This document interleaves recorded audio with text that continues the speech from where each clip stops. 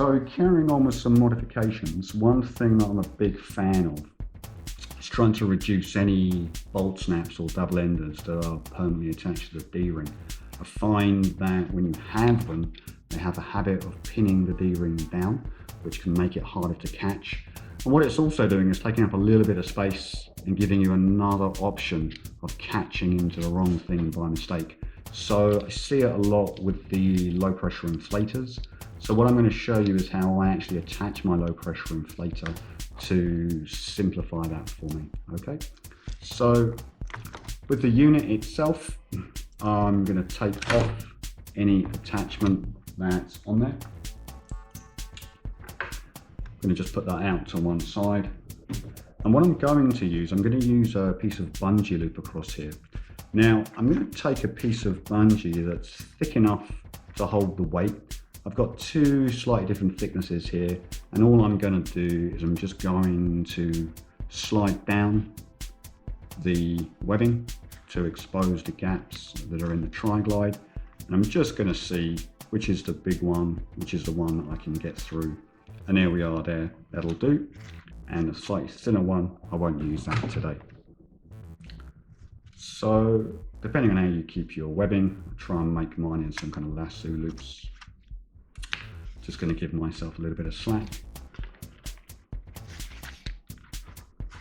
Okay, so this is quite a standard loop to make. It's very similar to what we did with the loop bungee, but this time I'm using bungees and not cord, because I do want to have a little bit of elasticity, and I want to be able to adjust the tension a little bit more easily just to get the sizing right. So here we go. So just pulling the webbing out to the side to reveal the gaps. Going to come up through the gap, make my loop,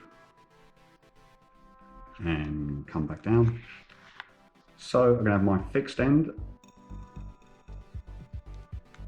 So make that with a nice short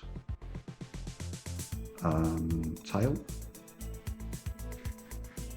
Okay, and you'll see that now gets stopped up here. And pull the tri-glide back into position. Here now is the loop. Now at first you don't know exactly how long to make it, that's true. But you know normally where you're having your LPI finish on your chest. You know of course where your D-ring is, so you can make an estimation.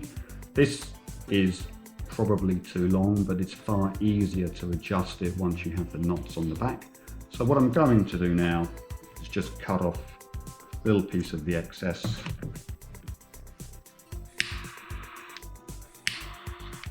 Just trim the ends so I don't lose them to fray. Then I'm going to make another knot. I'm going to give myself a little bit of a tail on there as well, just in case I have to make it longer.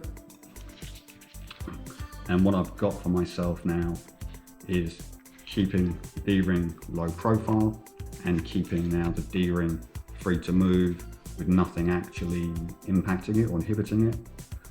When I then come over to place this, of course you're going to place this before you attach your inflator hose, and what you would find is that this is how the unit's going to live when I'm diving with it. So I'll put the unit on, I'll see where the hose is actually finishing, and then I can just shorten the bungee loop to decide how close to the body it needs to be.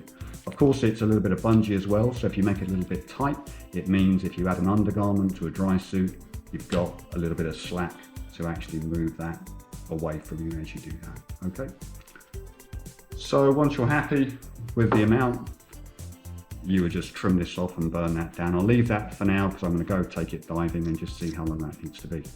So there we go.